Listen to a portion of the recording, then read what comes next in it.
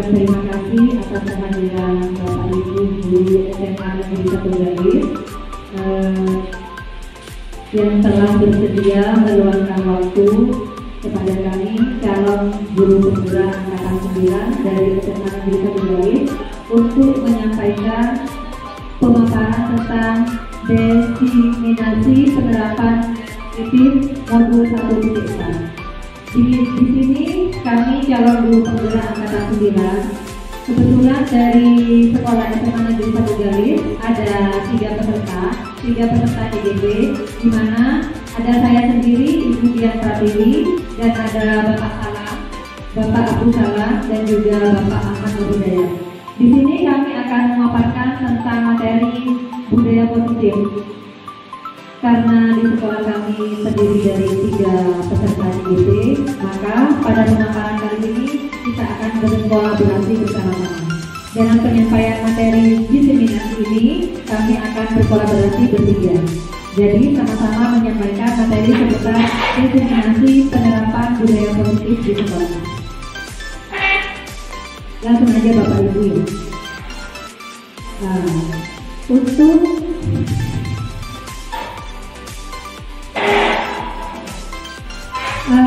materi yang pertama, ini masih banyak beberapa materi, tapi untuk penyampaian materi yang pertama, saya akan menyampaikannya terlebih dahulu. Untuk materi tentang konsep utama budaya positif. Dalam budaya positif, pada modul 1.4 berkaitan dengan perubahan paradigma belajar. Selain itu, ada unit positif.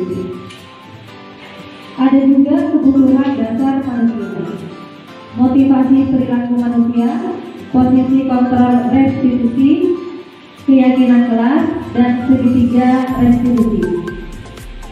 Di mana pada modul 1.4 ini yang akan kami terapkan di sekolah yaitu disiplin positif.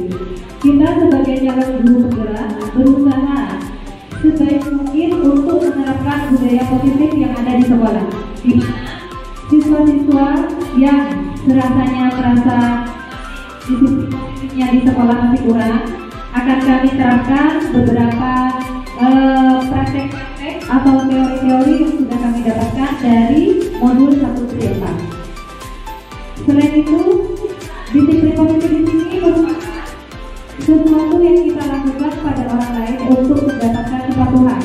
Positif adalah hal-hal yang baik. Jadi pada diri siswa kita berusaha untuk menerapkan hal-hal yang baik, hal-hal yang positif. Entah itu siswa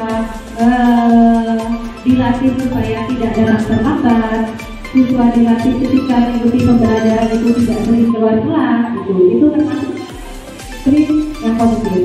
Juga ketika mengikuti kegiatan upacara, sebisa mungkin ketika anak mengikuti upacara itu tepat pada waktunya. Misalkan kalau di sekolah SMA Negeri 1 Galis ini mulainya jam 7, jadi sebisa mungkin anak diusahakan untuk jam 7 itu harus berada di lapangan upacara. Selanjutnya Pak Teo. Dalam modul budaya positif juga diterapkan tentang kebutuhan dasar. Kebutuhan dasar di sini ada 5. Bertahan hidup. Terus yang kedua kasih sayang dan rasa diterima. Yang ketiga penguasaan. Yang keempat kebebasan. Dan yang kelima tentang kesenangan. Untuk yang pertama tentang bertahan hidup. Di sini sebisa mungkin kita sebagai guru mengusahakan murid untuk hidup memerdekakan murid. Memerdekakan murid di sini kita berusaha untuk berpihak kepada murid. Apa yang murid butuhkan sebisa mungkin kita itu harus menyesuaikannya. Misalkan seperti saya guru BK.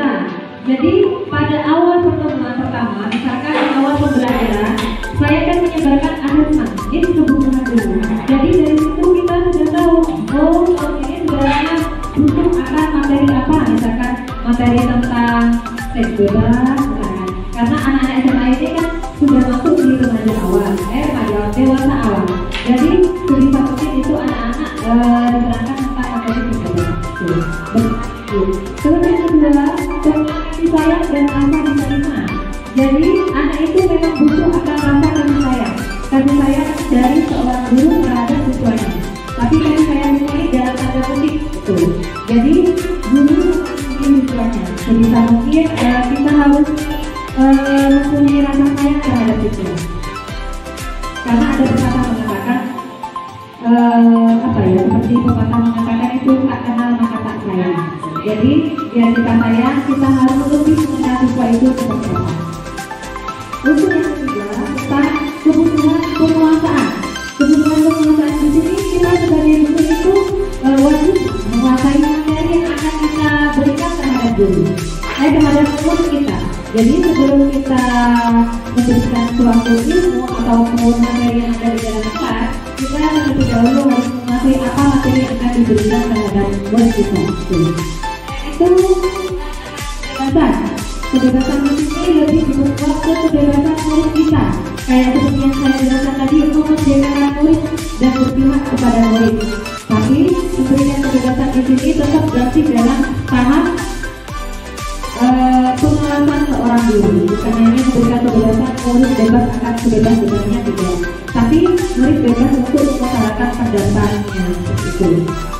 Yang terakhir itu kesenangan.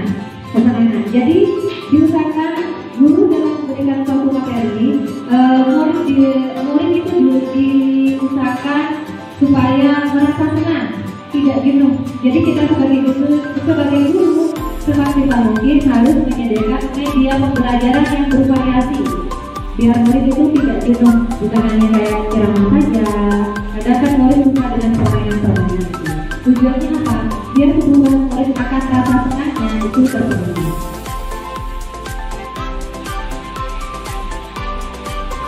Nah, selanjutnya motivasi perilaku manusia. Dalam motivasi ini ada motivasi intrinsik dan juga motivasi ekstrinsik. Motivasi yang ada di dalam maupun di luar. Tujuannya apa? Untuk menghindari ketidaknyamanan atau yang kedua, untuk mendapatkan imbalan atau penghargaan dari orang lain. Yang ketiga, untuk menjadi orang yang mereka inginkan dan menghargai diri sendiri dengan nilai yang mereka percaya. Intinya apa? Kita sebagai guru ataupun sebagai siswa harus memiliki motivasi, dorongan atau keinginan untuk melakukan sesuatu hal untuk mencapai tujuan yang diharapkan. Misalkan kita sebagai guru memiliki motivasi agar pembelajaran yang kita sampaikan terhadap siswa bisa mencapai tujuan yang diharapkan. Siswa bisa paham akan materi yang kita ajarkan. Untuk selanjutnya mungkin akan disampaikan oleh Bapak Sarah.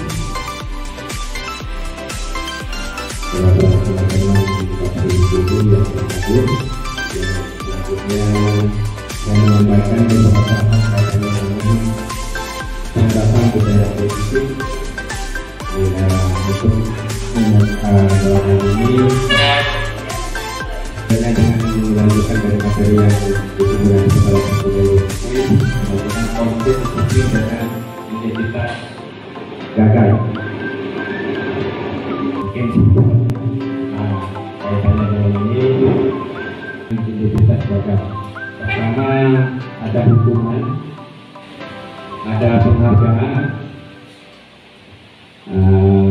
setelah itu ada konsekuensi dan ada restitusi.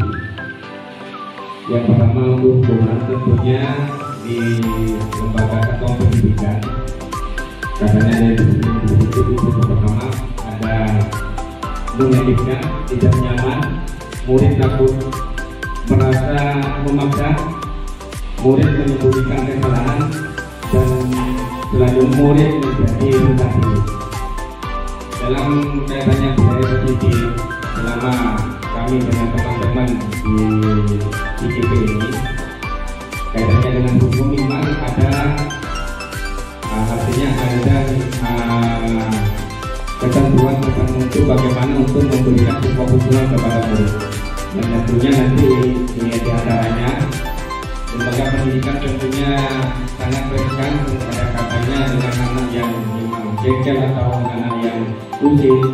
Tentunya Bapak Ibu guru tidak menginginkan rasa hukum itu terjadi. Akan tetapi di realita lapangan banyak siswa-siswa yang memang kenakalannya luar biasa. Baik yang ada ketika proses kabinet atau proses pembelajaran maupun di luar pembelajaran, sehingga ada yang bahasanya yang menyeleneh atau bahasa kira-kira yang membuat Bapak Ibu guru kesal. Nah, kembalikan kepada guru pendidik atau pembimbingnya, terutama dalam meminta siswa yang ada dalam proses kegiatan kabinet baik yang ada di sekolah maupun di sekolah. Yang selanjutnya penghargaan intinya ada yang dari dalam itu ada tidak efektif, merusak hubungan, mematikan kreativitas, menghukum dengan sistem ranking, merampas hak, menghargai dirinya. Tentunya ini yang menjadi gambaran umum bagi kami tentang konsep disiplin dengan identitas. Yang selanjutnya disiplin identitas sukses. Ada konsekuensi, ada restitusi.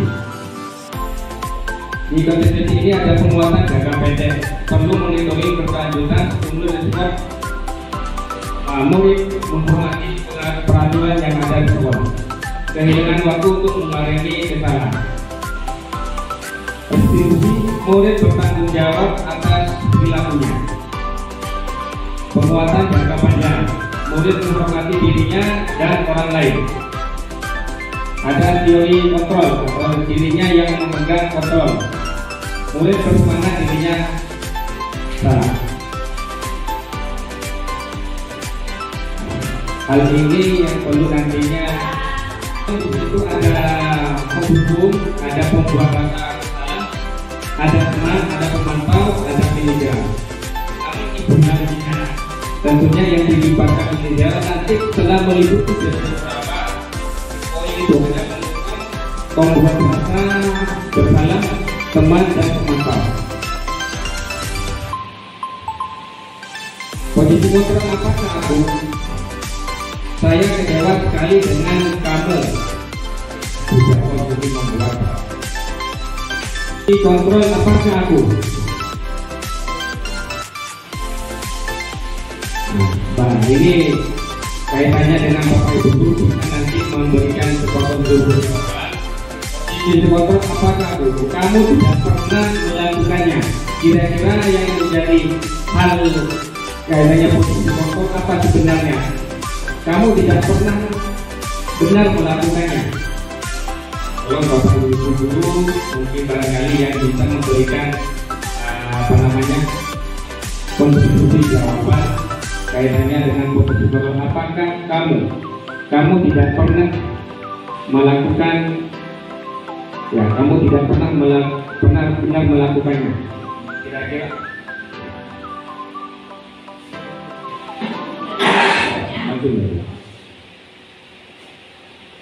apa rencanamu untuk menyelesaikan masalah?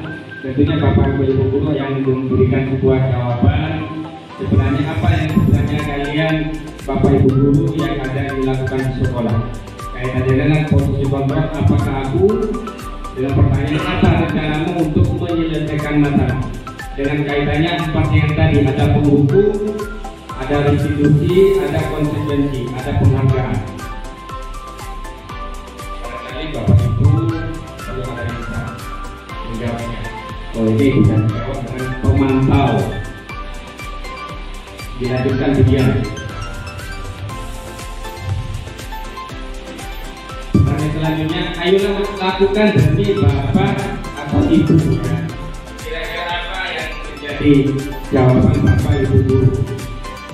Dengan posisi kontrol, apakah aku? Ayolah lakukan demi Bapak atau Ibu ya. Kayaknya ada hukum, ada konsekuensi, ada penghargaan, ada restitusi.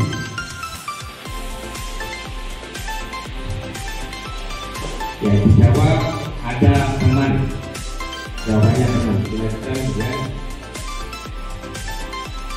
Maksudnya kamu tidak pernah dapat apa termasuk penghukum, apa penghargaan, tidak mengejar, atas manajer.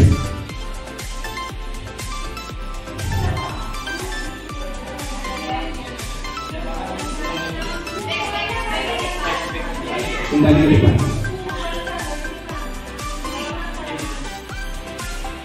Ya, kaitannya posisi kontrol apakah aku? Kembali ke awal. Ya, posisi kontrol. Ini posisi kontrol ada kira-kira ada 5. Ada sebagai penghukum, pembuat rakyat bersalah, ada sebagai teman, ada pemantau, ada manajer. Dan tentu secara idealnya sebelum ke manajer, yang peran penting ada penghukum, pembuat rasa, ada pembuat rasa bersalah, teman dan pemantau. Ini model soal yang perlu disampaikan kepada guru.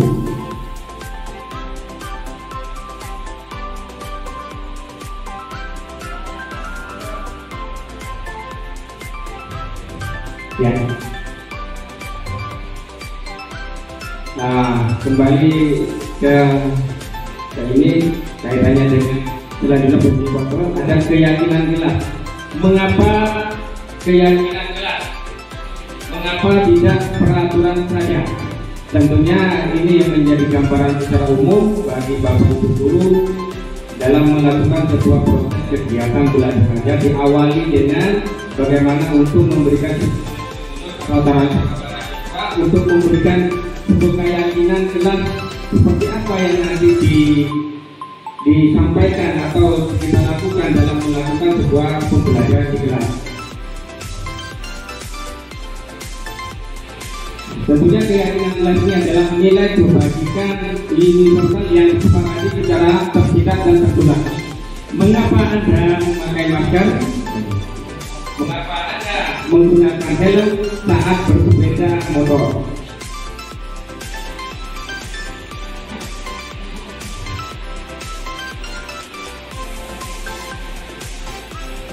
Ya.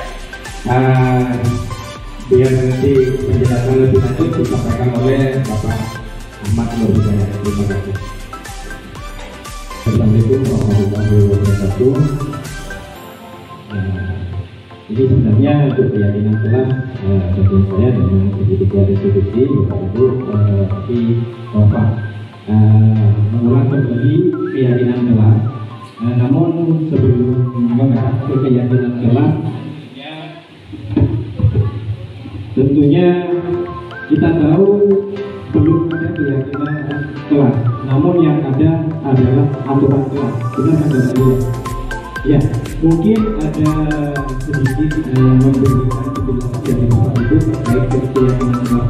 Aturan kelas itu apa? Mungkin ada yang menjelaskan terkait hal ini. Monggo.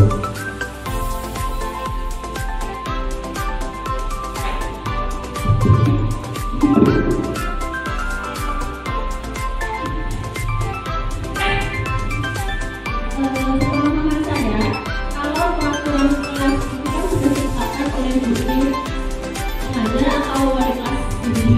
Jadi harus ditaati oleh seluruh siswa yang berada di dalam kelas tersebut. Kalau keyakinan kelas itu lebih kesepakatan antara siswa dengan guru pengajar. Nah, kelas ini mau seperti apa?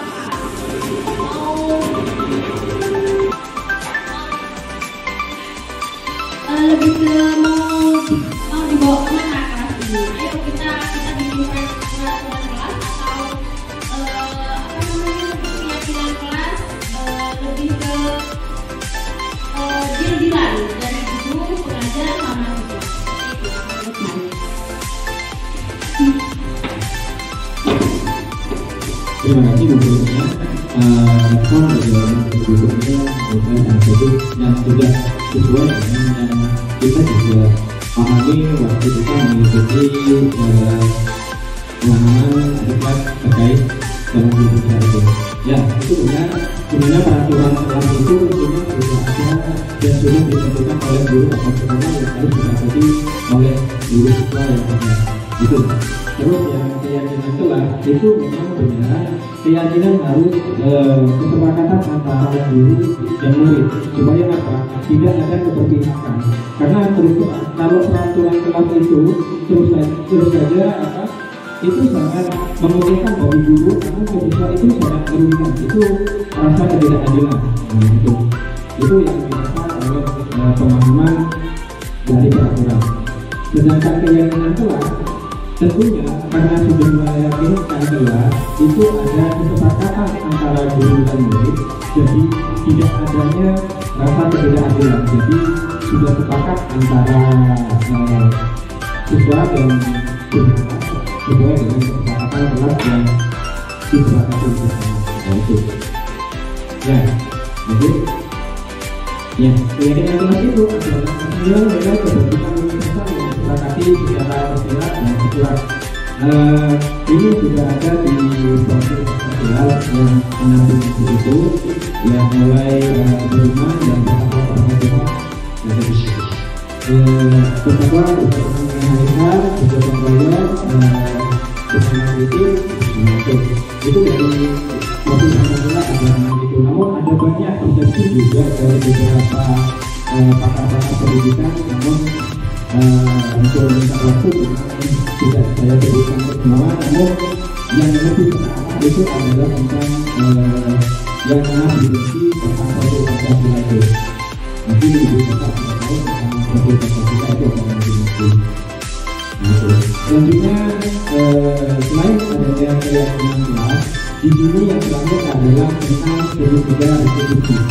Sebenarnya segitiga restitusi ini sangat berkaitan dengan peran kita sebagai pengelola yang ada 5 dari ikatan hukum, pembuatan bersalah, teman, pemantau dan juga manajer. Di mana dari kelima posisi kontrol itu yang paling ideal yang sudah dianalisa dan di beberapa pakar studi itu memang yang paling ideal adalah posisi manajer. Dan segitiga institusi ini sangat berkaitan dengan posisi kontrol kita sebagai manajer, di mana segitiga institusi ini digunakan untuk menyelesaikan suatu masalah terhadap permasalahan yang ada di sekolah atau permasalahan yang sedang dihadapi oleh siswa. Itu. Nah, segitiga institusi itu terbagi menjadi 3 bagian. Yang pertama adalah menstabilkan identitas. Yang kedua adalah tindakan yang salah, dan yang ketiga adalah menanyakan keyakinan tadi. Nah, ya, lanjut. Restitusi bukan untuk menebus kesalahan, namun restitusi adalah sebuah amalan yang bukan paksaan. Restitusi fokus pada solusi dan dapat mengembalikan murid yang berbuat salah pada kelompoknya dan bisa bertanggung jawab terhadap kesalahan yang sudah dilakukan. Nah, contoh penerapan segitiga restitusi.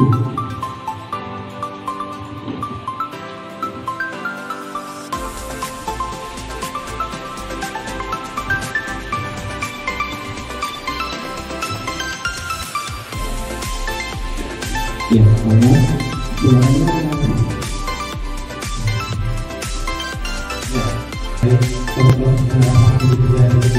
mana anak ini sedang kesal difitnah oleh temannya, dan di sini ada bapak entah itu wali kelas atau guru. Nah, ini yang sudah dipercaya oleh mungkin si Ani. Nah, itu jadi untuk menyelesaikan permasalahan yang ada. Nah, sedangkan bapak ini menggunakan segitiga restitusi. Nah, di situ menstabilkan identitas. Contohnya tadi, semua orang pasti pernah merasa bersalah. Nah, yang kedua adalah menjadi tindakan. Nah, tindakan apa yang pernah dilakukan siswa ini terhadap temannya tadi yang tidak memfitnahnya. Nah, itu. Nah, itu dituduh tukang fitnah. Dia menjadi tindakan.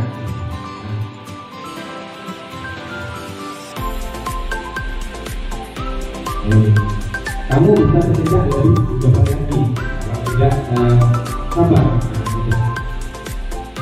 Nah, dia hanya berdetak saja karena sudah kesal. Ini untuk validasi tindakan yang salah. Nah, selanjutnya ini nanti akan ada tentang keyakinan kelas. Keyakinan yang sudah disepakati oleh bapak dan siswa tersebut. Nah, dia memang menanyakan keyakinan yang sudah diperbuat keyakinan yang salah untuk bisa diperbaiki. Nah, ya. Jangan Pak, sampai Pak. Jadi kira-kira keyakinan atau prinsip mana yang kurang sesuai dengan keinginan kamu?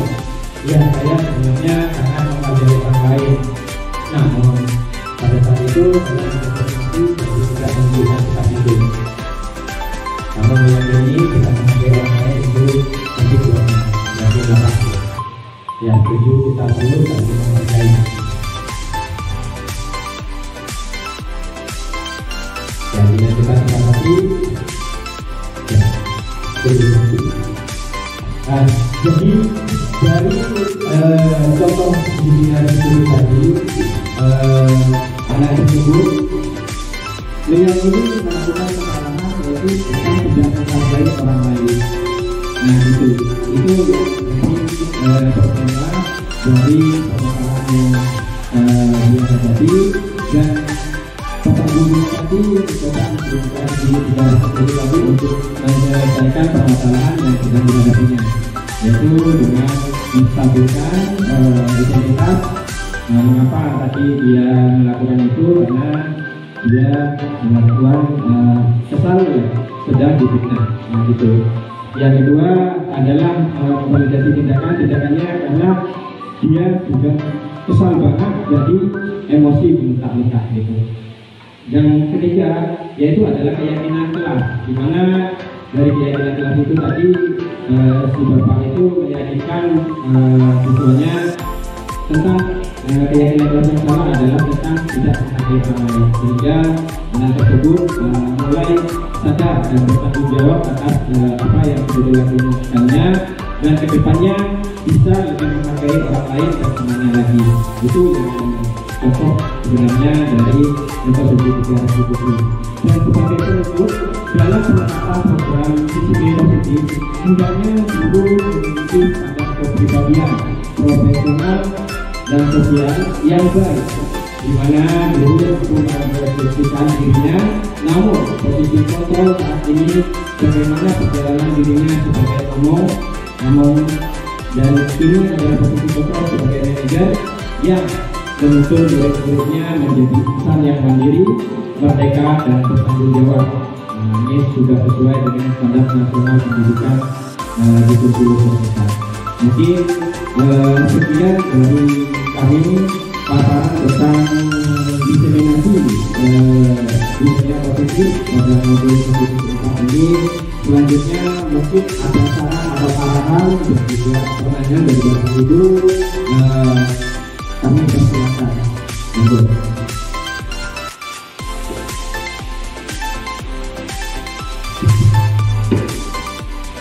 Ya, itu pemaparan dari tentang seputar diseminasi tentang budaya positif. Intinya ini Bapak Ibu, dalam modul 1/4 diseminasi budaya positif ini, kita itu diharapkan bisa menerapkan budaya positif yang ada di sekolah. Yang pertama itu memang kita harus membuat keyakinan diri. Seperti apa yang tadi dijelaskan oleh Pak Bola, ya memang benar. Sebelum kita melakukan segitiga restitusi untuk penyelesaian masalah terhadap siswa, kita harus membuat keyakinan kelas dulu dengan anak. Keyakinan kelas di sini, di mana kita ada kesepakatan antara seorang guru dengan beberapa siswa yang ada di kelas. Kita kesepakati keyakinan kelas yang akan diterapkan itu apa? Entah tentang disiplin, tepat waktu datang ke kelas, tidak terlambat datang ke sekolah, atau mengikuti pelajaran dengan maksimal, mengerjakan tugas tepat waktu itu. Kita harus memiliki keyakinan kelas yang kita sepakati gitu. Setelah itu, dalam budaya positif ini kita diusahakan sebisa mungkin penyelesaian masalahnya dengan menggunakan 3 restitusi, di mana ada menstabilkan identitas, yang kedua validasi tindakan yang salah, yang ketiga itu tadi ada meyakinkan keyakinan kelas. Contohnya, jika ada anak datang terlambat, kalau tadi kan videonya memang tidak bisa begini dulu. Ada anak datang terlambat karena rata-rata permasalahan yang ada di sekolah kita itu anak datang terlambat. Pada menstabilkan identitas, kita memberikan keyakinan terhadap siswa dulu bahwa tindakan siswa itu salah. Tapi kalimat salah itu jangan sampai terlontarkan dari seorang guru. Siswa kita berusaha untuk menyadarkan siswa. Jadi seorang guru dan media diskusi harus memberikan arahan supaya siswa itu sadar bahwa perilakunya itu memang bersalah. Setelah mereka sadar bahwa perilakunya bersalah, kita harus memberikan keyakinan bahwa memang setiap manusia itu memiliki kesalahan dan setiap manusia itu tidak ada yang sempurna. Setidaknya biar siswa itu dia tidak hanya saya salah ya. Jadi meskipun dia merasa bersalah, penguatan dari guru yang memang dia benar-benar punya rasa bersalah. Setelah itu kita melakukan validasi besar. Kenapa anak itu memiliki dan kenapa anak itu berbuat salah? Anak berbuat salah mesti memiliki alasan. Nah, dari kita gali alasan anak melakukan kesalahan dengan berperilaku datang terlambat itu apa. Jadi kita korek dari situ. Alasannya itu kenapa mereka datang terlambat. Yang terakhir itu kayak tadi membuat keyakinan. Membuat keyakinan di sini kita membuat keyakinan kelas menyadarkan terhadap siswa. Kita sudah membuat keyakinan. Apa keyakinannya? Tidak boleh datang terlambat. Gitu. Hal apa yang harus kita lakukan? Jadi seorang guru itu harus memberikan arahan kepada siswa biar tidak datang terlambat lagi. Itu hal apa yang harus dilakukan seperti itu dalam segitiga restitusi Bapak Ibu. Dan juga posisi kontrol perlu ditekankan dengan apa yang dikatakan Pak Salam sama Pak Dayat. Posisi kontrol yang tepat itu bagi seorang guru yaitu posisi kontrol sebagai manajer, di mana kita berusaha sebisa mungkin untuk membimbing siswa, bukan menghukumnya, tidak, bukan berperilaku sebagai teman, tidak. Ada kalanya memang kan siswa dan guru harus akrab, tapi akrabnya dalam tanda kutip. Jadi kalau di modul saya posisi ini, posisi kita sebagai teman itu bukan salah, tapi kurang tepat itu. Apalagi posisi hukum. Jadi kita yang harus berpikir kalau itu kalau sebagai manajer seperti itu. Mungkin itu yang bisa kami katakan Bapak Ibu. Ada pertanyaan, mungkin saran atau yang masih monggo bisa ditanyakan. Bisa. Terima kasih. Assalamualaikum warahmatullahi wabarakatuh. Saya tertarik dengan keyakinan saya sebagai aturan menjelaskan tadi. Kalau aturan jelas disampaikan oleh Bu Sonia itu kesempatan saya sebelumnya akhirnya yang sudah dibahas. Keyakinan jelas itu adalah masing-masing guru memiliki aturan tertentu kontrak kerja di kelas tersebut. Sepengalaman saya memberikan suatu komitmen bersama dengan anak ketika saya ada di kelas. Kalau misalkan sepatu tidak dipakai, baju ada di luar untuk cowok, cewek tidak pakai siput, maka sepatu yang tidak dipakai saya ambil satu, baju yang tidak dimasukkan di dalam saya buka, saya ambil. Itu memang terlaksana hanya karena satu aturan. Di saat itu saya mengajar, tetapi di saat yang lain itu dilakukan bagaimana cara atau tindakan agar kesadaran itu ada. Walaupun saya tidak menambah pada saat saya mengajar saja, saya akan lihat hanya waktu kita saja. Kalian misalkan yang saya ambil dulu. Kalau misalkan di diploma rahat pertama, kita kelihatan itu tetap saya tidak ambil. Dan saya lihat sekarang dari itu berhasil. Saya lihat misalkan jalan tidak ada anak lagi kelihatan kalau ajari, itu yang kita buat. Tapi itu semua proses. Ibu kenapa cuma kelas ini atau kelas ini ajari? Itu banyak anak yang bisa buat. Tapi itu tidak memiliki kata-kata dengan ibu. Saya jawabnya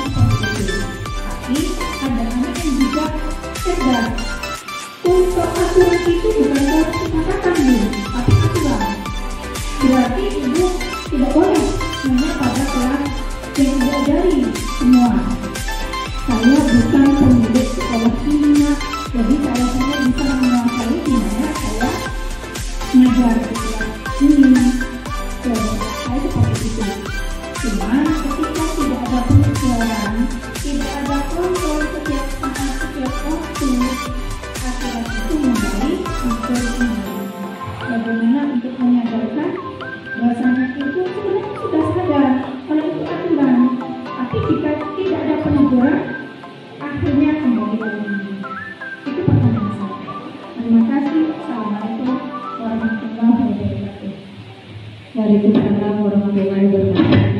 Ya Bunda, saya mencoba untuk menjawabnya. Nanti mungkin bisa ditambah Pak Dayat sama Pak Sarah.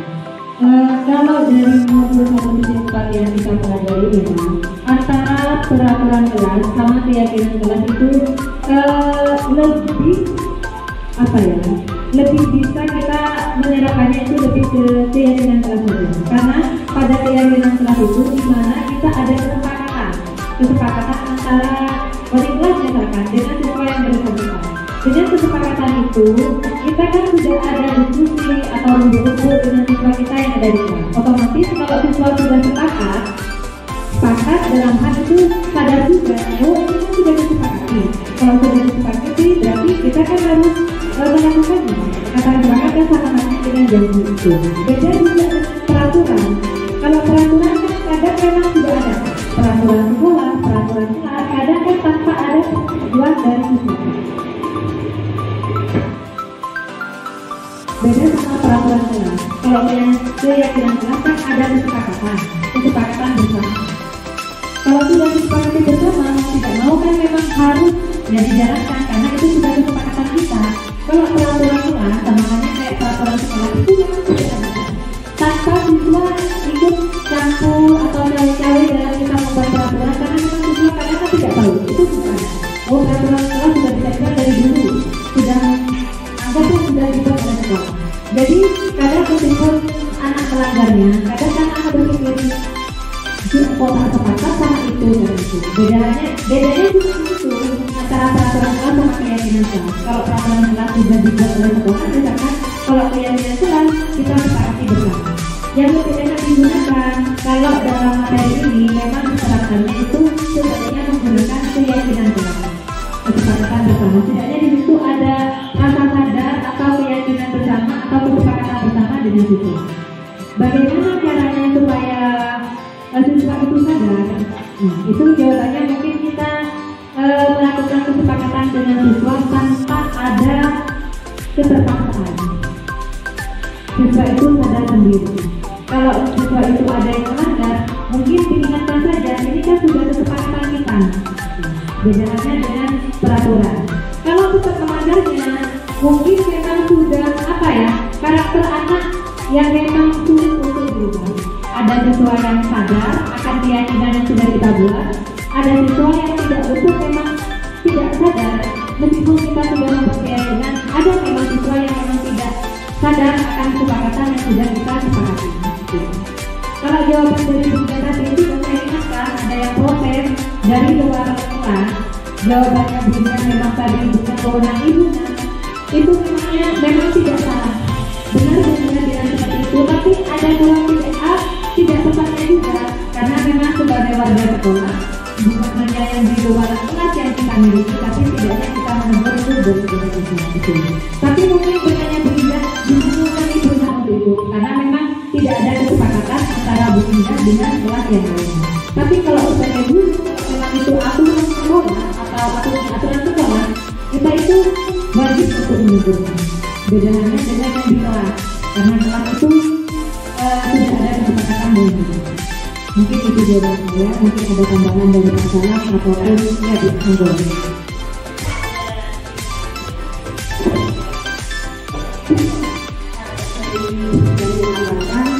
Kalau kita ambil kesimpulan, kalau dalam kelas itu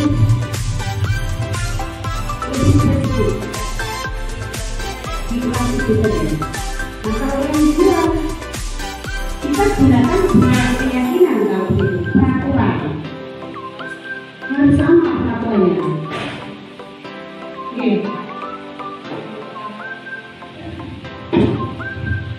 Mungkin dengan tadi menurut saya sebenarnya yang dilakukan dosen itu bukan masuk kelas lagi bukan di itu dilakukan. Jadi kalau di dalam kelas ini kayak kalau di luar kelas bukan keyakinan kelas tadi itu bukan keyakinan kelas tapi adalah keyakinan sekolah. Nah,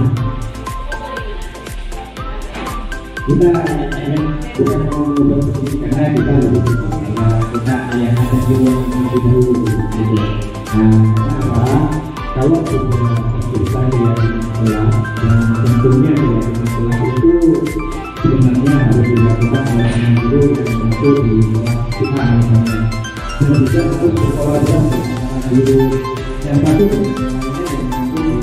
tersebut sehingga keyakinan itu bentukannya sama, sehingga keyakinan itu juga bukan hanya keyakinan kelas antara guru kita dengan kelas kita, tapi juga guru B dengan kelas A, sehingga aturan itu antara guru A dan guru B, guru K misalnya itu juga harus mengajarkan kolaborasi. Kalau ini keyakinan kelas saya A adalah seperti ini, mungkin itu saya sehingga keyakinan kelas yang membuat itu guru A secara tadi ada perumusan dan juga kesepakatan dari guru-guru bahwa kesepakatan kelasnya yang seperti ini untuk apa, terutama juga menggunakan wali kelas di kelas A tersebut. Nah itu mungkin itu selanjutnya kalau nanti dari luar itu mungkin kita keyakinan sekolah, karena kalau kita tersebut keyakinan kelas dan semua itu juga sadarkan diri dan yakin akan kesadaran kelas keyakinan kelas tadi juga nanti akan tercipta keyakinan sekolah dan akan menciptakan budaya tersebut menjadi suasana yang aman dan nyaman bagi kita semua gitu. Mungkin itu ada tambahan dari Pak Salam atau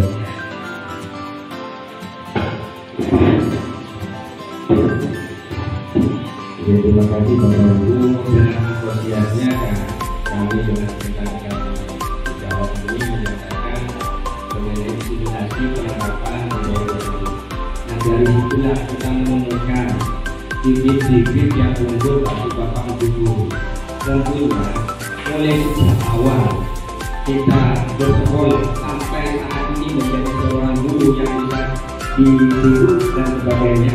Tentunya itu kita cerita atau bingung kaitannya dengan peran kesepakatan yang berangkat pendidikan hati supaya eksplorasi ke hati melalui eksperimen kepada keluarganya. Tentunya itu juga bingung. Makanya dengan doktrin seperti itu kehadir menemukan sebuah yaitu dengan istilahnya bahasa ilmu merumuskan bagaimana kesepakatan berangkat dari keluarga itu. Kalau keluarga itu tidak ada kesepakatan dalam keluarga, tentunya apa yang ditemukan oleh anak yang ada di rumah itu bagian yang kecil. Makanya dengan hal ini kita tertarik dengan Bapak Ibu guru sudah sangat lihat kesepakatan atau keyakinan dan di mana keyakinan itu yang disampaikan tadi oleh teman menjawab barusan yang menjadi sebuah pola pikir atau kebiasaan tadi. Anak-anak itu punya potensi, punya keunikan kan sama. Tentunya yang perlu disepakati yang dari kelas itu bagaimana dalam kondisi kegiatan kelas itu lebih enak, lebih enjoy, lebih elok dan sebagainya. Sehingga disepakati bersama ada disiplin waktu, ada anak dalam uji, ikuti apa proses pembelajaran. Sehingga dari siswa dengan bapak ibu yang ada di kelas menyepakati kesepakatan itu nanti berkolaborasi dengan bapak ibu guru yang mengajar dalam satu kelas itu. Contoh seperti di kelas A. Jadi ada di sini ada beberapa ada 36 bapak ibu guru ada 36 orang atau bapak ibu guru ada 36 guru yang mengajar dalam satu kelas paling tidak dalam satu harinya kurang lebih ada 25 pertemuan seperti itu. Itu di kelas A harus benar-benar berkolaborasi dengan satu sama lain karena kami harapan bapak ibu tentunya beda cara penyampaiannya.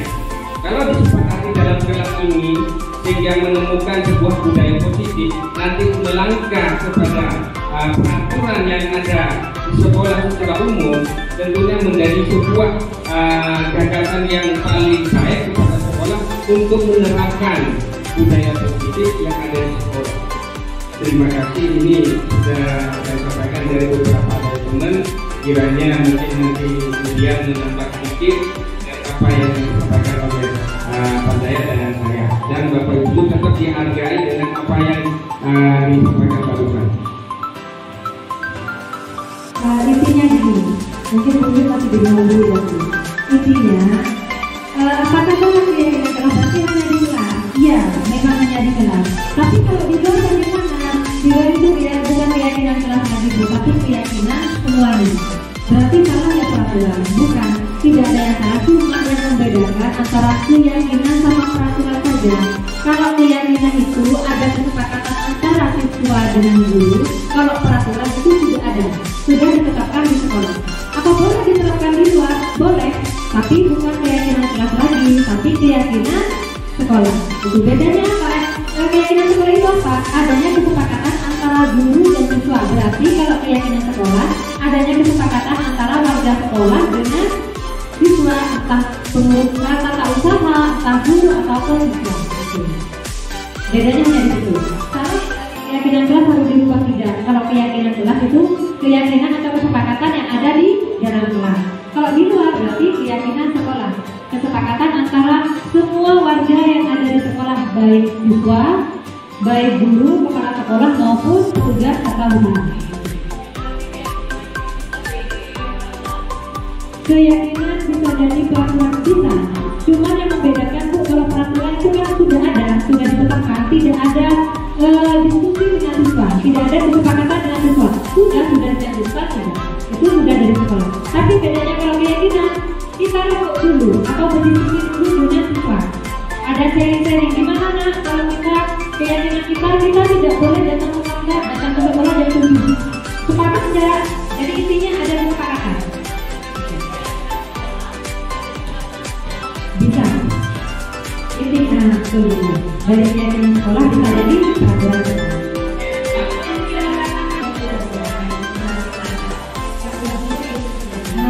Iya.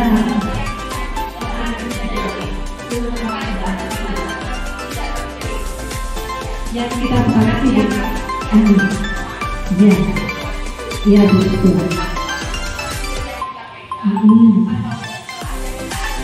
Ya. Intinya kesepakatan yang disepakati antara kita. Entah yang mau membedakan kan ngajar di kelas 12 di kelas 3. Jadi Bu Nene membuat keyakinan kelas. Terus Bu Nene ngajar di kelas 10. Nah, saya membuat keyakinan boleh tidak? Saya kan cuma wali kelas yang boleh. Ya, entah kita pelajaran ibu tidak boleh, alfa tidak boleh. Asalkan disepakati oleh semua siswa yang ada di kelas itu.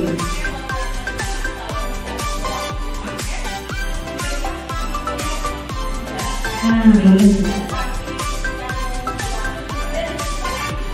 Ya, itu namanya keyakinan. Intinya ada kesepakatan dengan siswa. Hanya itu bedanya.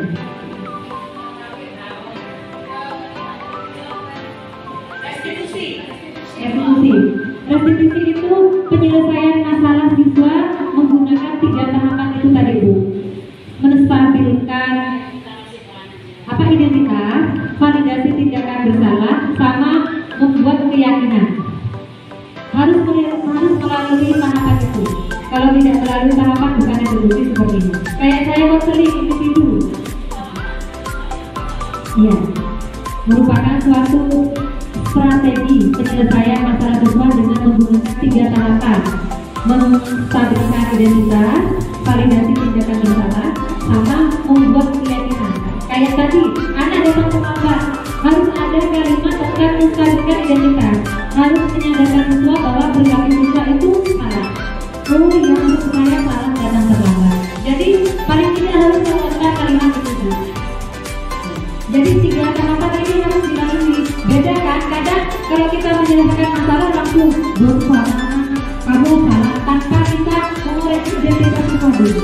Itu bukan namanya restitusi, kan?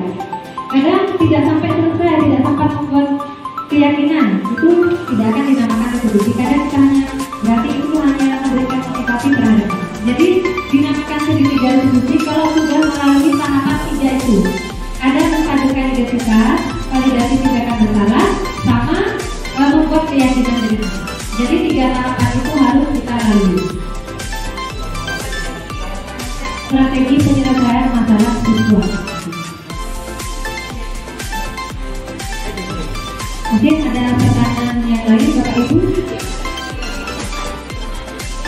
Sudah? Karena kita sudah buku, ada diskusi. Kami ucapkan terima atas partisipasi yang Bapak Ibu lakukan. Semoga pemaparan yang kita berikan, baik Ibu Dia dan Bapak Hidayat dan Bapak Sarah, bisa memberikan ilmu yang bermanfaat terhadap Bapak Ibu semua. Tetap semangat, jadilah guru yang bisa memotivasi terhadap siswa kita. Kurang lebihnya saya mohon maaf. Wassalamualaikum warahmatullahi wabarakatuh.